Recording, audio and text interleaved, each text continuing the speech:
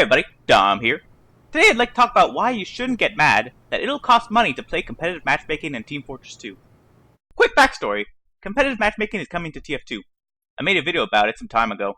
Link available alongside this video! I also made a second video explaining my thoughts on the matter.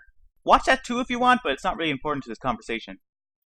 As a quick summary, the future Team Fortress 2 update is set to come out in October 2015 or sometime afterwards.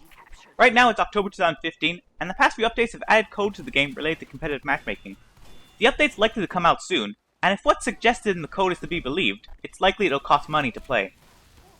What I'm here today to talk about is why you should not be mad that it costs money. First things first, it seems like it'll likely be a one-time purchase. Just buy the competitive matchmaking pass once, and forget about it. Maybe it'll instead be a seasonal thing, which is worse, but still not that bad. There are reasons as to why it should cost money to play competitive matchmaking in Team Fortress 2. Here's a list of reasons why. Reason 1. It stops the inexperienced from jumping into something way above their skill level. TF2 is a free-to-play game. Any player off the street can just jump in. If they just so happen to play matchmaking and get matched into your game, you'll be at a disadvantage. No one wants to play with new players who aren't good, don't take orders or even listen to instructions. Let these players play existing game modes that don't cost money to get into, rather than stumble their way into a situation where they can inadvertently cause grief to people around them by simply being inexperienced. They can improve in other modes and eventually play competitive. In the meantime, however, a paywall keeps them out. Reason 2. It discourages players from restarting in order to kill lesser skilled players. Since TF2 is a free-to-play game, people can simply make a new account and jump right into square one, dominate worse players than them, and repeat over and over.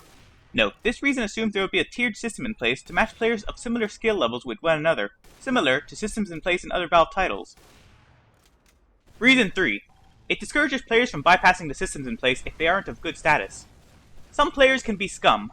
They can do poorly or cause grief, all the while screaming and swearing and blaming teammates on the server for their own failures or something that was just bad luck. These people cause the experience for everyone else to be worse until they eventually rage quit.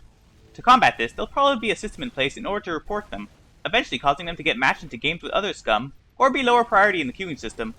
Negative stuff. Stuff that can be bypassed by starting a free new account. Reason 4. It discourages leaving mid-game. True fun competitive play can only be had if players are serious to a degree. If one team does poorly for a bit of time, players may leave because they feel discouraged or aren't having fun. To uphold a certain amount of serious integrity, players should be incentivized to stay with penalties for leaving. If players can play competitive matchmaking on a new account with no cost, they can basically bypass any sort of penalty. Competitive matchmaking is less fun for everyone if people leave a match whenever they feel like it. Reason 5. It discourages people from using hacks. If a person uses hacks and gets their account banned, they can just start a new account and do it all over again. If they have to invest money every time, they're less likely to. Team Fortress 2 kinda has this hacker making new accounts problem in regular play, but it would be worse in competitive play as other players would have their rank on the line if such a system was put in place. The correct thing to do when there's a cheater is report them and leave the server to deny them fun. Again, a rank being at risk would cause players to continue playing on the server despite the presence of a cheater. Players using hacks would drive up their opponents not being able to leave the game.